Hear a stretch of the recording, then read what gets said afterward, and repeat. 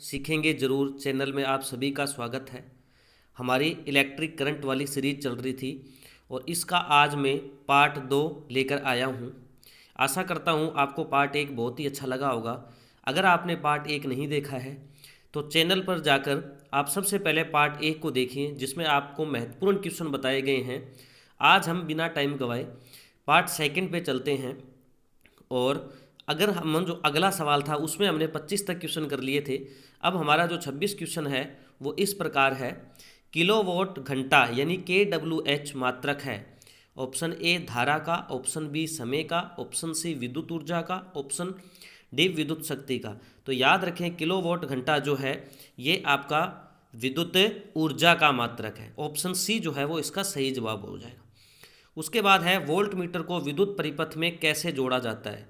तो याद रखना, अगर एमीटर होता जो कि पहले वाली सीरीज में आ चुका है, तो वोल्ट मीटर को विद्युत परिपथ में समांतर क्रम में जोड़ा जाता है। तो ऑप्शन बी जो है वो इसका सही जवाब होगा। 1 वोल्ट कहलाता है, V बराबर होता है W/Q। W का मात्रक हो गया जूल बटे कुलाम, तो जूल बटे कुलाम यानी ऑप्शन बी इसका सही जवाब होगा।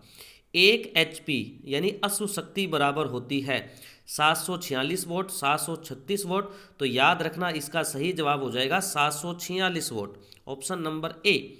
उसके बाद अगर अपने बात करें कि विद्युत हीटर की कुंडली में किसका प्रयोग किया जाता है। Option A nichrome, option B tungsten, option C तांबा, ऑप्शन डी जस्ता। तो याद रखें नाइक्रोम इसका सही जवाब होगा, ऑप्शन ए।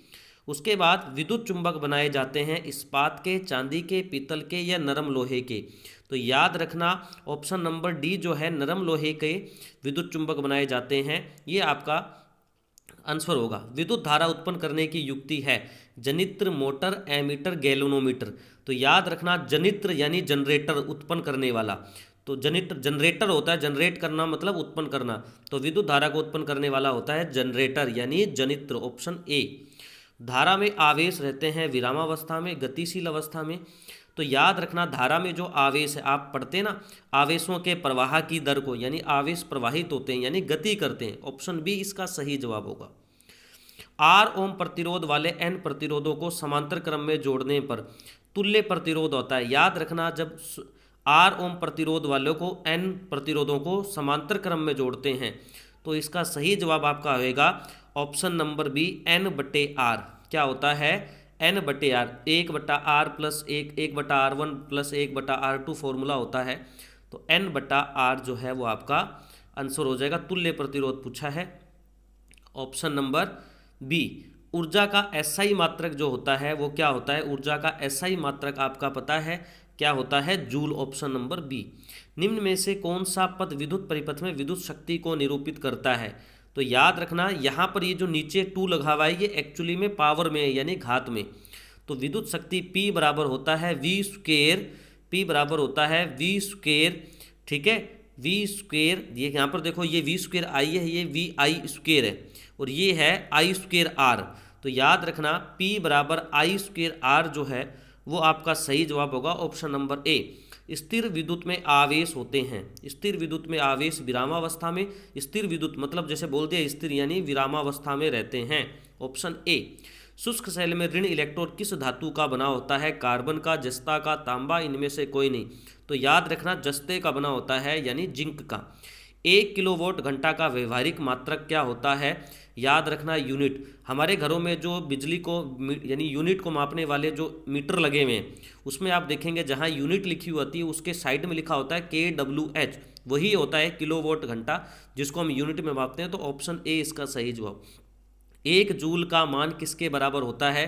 तो 0.24 कैलोरी के, ठीक है, कितना होता है 0.24 कैलोरी के। अगर ऐसे लिखा होता ना 1 कैलोरी किसके बराबर होता है, जब 4.18 जूल होता। ये ध्यान रखें 0.24 कैलोरी के। शुष्क सेल में धन इलेक्ट्रॉन किस धातु का बना होता है। शुष्क सेल में याद रखें ऑप्शन नंबर सी कार्बन का बना होता है। 0.012 का एक प्रतिरोध IK2 के प्रतिरोध के साथ समांतर क्रम में जोड़ा जाता है। संयोज का प्रतिरोध होगा 1 ओम के साथ जोड़ा जाता है। तो याद रखना समांतर क्रम में जोड़ा गया है तो आप ध्यान में रखेंगे संयोग में प्रतिरोध K2 के साथ जोड़ा जाता है, के प्रतिरोध के साथ यानी 1 व 2 के साथ, ठीक है। एक प्रतिरोध एक के प्रतिरोध के साथ समांतर क्रम में जोड़ा जाता है, प्रतिरोध एक दो के साथ समांतर क्रम में जोड़ा जाता है, तो 1/R + 1/R1 इस वाले फॉर्मूले से कर देंगे आप। तो याद रखना, हमेशा याद रखना, समांतर क्रम में जो तुल्य प्रतिरोध होगा, जो मिनिमम प्रतिरोध होता है ना, यानी 0.012 इससे भी कम आएगा। आपको मैं एक ट्रिक बताता हूँ, जब भी आपका सवाल श्रेणी क्रम का आए तो जो जिनको भी श्रेणी क्रम में जोड़ रहे हैं उसमें जो अधिकतम मान का प्रतिरोध होगा ना, उससे ज़्यादा आता है तुल्य प्रतिरोध। और समांतर क्रम में जो सबसे छोटा मान होता है ना प्रतिरोध का, जिनको अपने जोड़ रहे हैं समांतर क्रम में, उससे भी कम मान का संयोजन का प्रतिरोध आता है। तो इसमें देखो 0.012 से कम कौन सा है, 0.01 ओम से कम। तो ऑप्शन डी जो है वो आपका इसका सही जवाब हो जाएगा। 1 मिली एम्पियर, मिली का मतलब होता है 10⁻³ तो ऑप्शन ए नंबर जो है, मिली मतलब होता है 10⁻³ माइक्रो मतलब होता है 10⁻6 नैनो मतलब होता है 10⁻9 और पीको मतलब होता है 10⁻12। तो ऑप्शन ए इसका सही जवाब हो जाएगा। दो तांबे के तार समान लंबाई के हैं, पहला दूसरे तार से 2 गुना मोटा है, दोनों तारों के प्रतिरोध का अनुपात क्या होगा। दो तारों के समान लंबाई है, आर बराबर होता है ρl/a, ठीक है। एक तार दूसरे तार से मोटा है, यानी दूसरे तार का अनुप्रस्थ काट डबल है, ठीक है। तो यहाँ से आप देखो निकालेंगे तो इसका सही आंसर हो जाएगा 1/4। कितना आ जाएगा, 1/4। ये त्रिज्या दी हुई है, मोटाई दी हुई है तो त्रिज्या दी है, तो ठीक है। एक की त्रिज्या r है, दूसरे की 2r है, तो 2r का स्क्वायर 4, तो 1/4 जो है इसका सही आंसर होएगा। सूत्र कौन सा होगा, r बराबर ρl/a, ठीक है। L समान है, रो समान होगा क्योंकि दोनों तांबे के हैं। एक तार की लंबाई अगर मान लो r मान लोगे तो दूसरे की कितनी हो जाएगी, 2r। a बराबर आपको पता है क्या होता है, πr², पाई से पाई कट जाएगा तो r का स्क्वायर, वहाँ पर r का स्क्वायर होगा, यहाँ 4r का स्क्वायर। अनुपात निकालोगे तो आ जाएगा 1:4। चालक में इलेक्ट्रॉन तभी गमन कर सकता है जब चालक के अनुदिश विद्युत दाब में कोई अंतर होता है। विद्युत दाब में अंतर, विद्युत दाब सभी स्थानों पर समान होता है, विद्युत दाब का कोई महत्व नहीं। तो यानी याद रखना, विद्युत दाब में अंतर होता है। ऑप्शन नंबर आपका बी जो है वो सही जवाब होगा। अगर Q आवेश विभवांतर V से प्रवाहित होता है तो कार्य V बराबर होता है W/Q, तो W बराबर हो जाएगा V × Q, यानी V × Q। Option number C सही जवाब हो जाएगा। बिजली के फ्यूज का तार बना होता है टीन का, तांबे और टीन दोनों का, तो इसका सही जवाब हो जाएगा ऑप्शन नंबर सी, तांबे और टीन दोनों का बना होता है। सेल भारी परिपथ में जिस प्लेट से धारा भेजती है उस सेल को कहते हैं। धारा हमेशा धन सिरे से जाती है, तो ऑप्शन नंबर ए। किसी विद्युत लैंप के तंतु से 0.4 एम्पीयर की धारा प्रवाहित हो रही है। अगर लैंप 3 घंटे तक प्रकाशित होता है तो प्रवाहित आवेश है।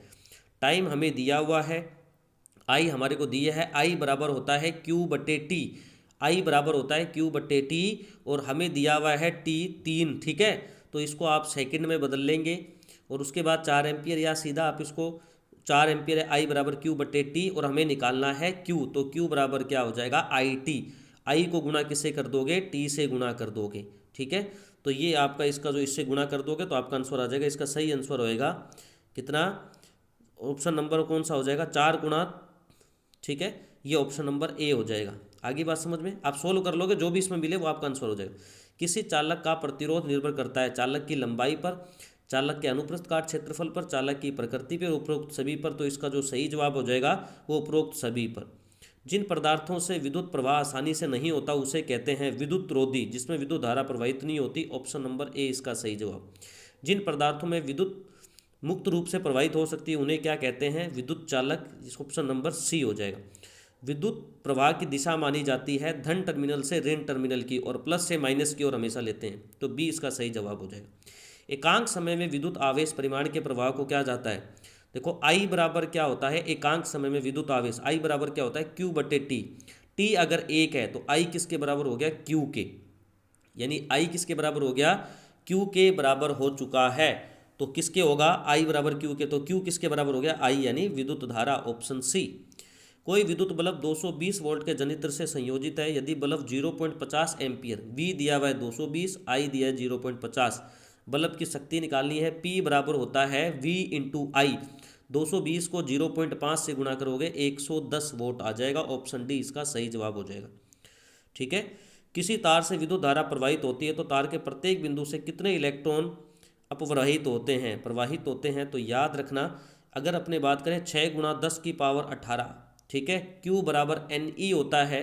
अगर 1 कूलाम की बात करें तो 1 बटा में क्या कर दोगे, 1 बटा में 1.6 × 10⁻−19 को सोल्व करोगे तो N का मान आएगा 6 × 10⁻18, ठीक है। उसके बाद किसी विद्युत बल्ब के तंतु में से 0.5 एम्पीयर विद्युत धारा 10 मिनट में प्रवाहित होती है तो विद्युत आवेश कितना होगा।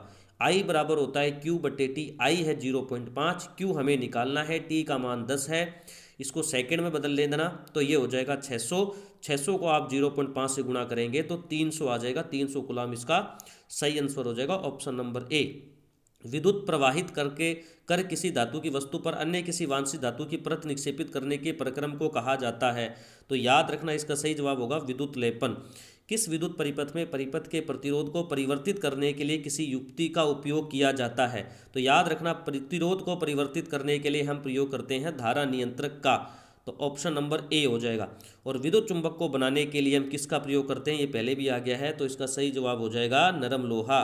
तो ये कुछ इंपॉर्टेंट क्वेश्चन थे और जहाँ तक आप माने तो इन्हीं क्वेश्चनों में से आपको एग्ज़ाम में, कॉम्पिटिटिव एग्ज़ाम में सवाल देखने को मिल जाएंगे। इसी तरीके से और हर सब्जेक्ट की, हर एक चैप्टर की हमारे इस चैनल पर ऑब्जेक्टिव क्वेश्चन की सीरीज स्टार्ट कर रखी है। तो आप प्लीज़ चैनल को सब्सक्राइब कर लीजिए ताकि जैसे ही कोई नई ऑब्जेक्टिव की सीरीज अपलोड हो सबसे पहले आपको उसके पास नोटिफिकेशन आ जाए और आप आसानी से इस वीडियो को देख पाएँ। Okay, thank you class. फिर मिलेंगे हम अपनी नई वीडियो के साथ। जय हिंद, जय भारत।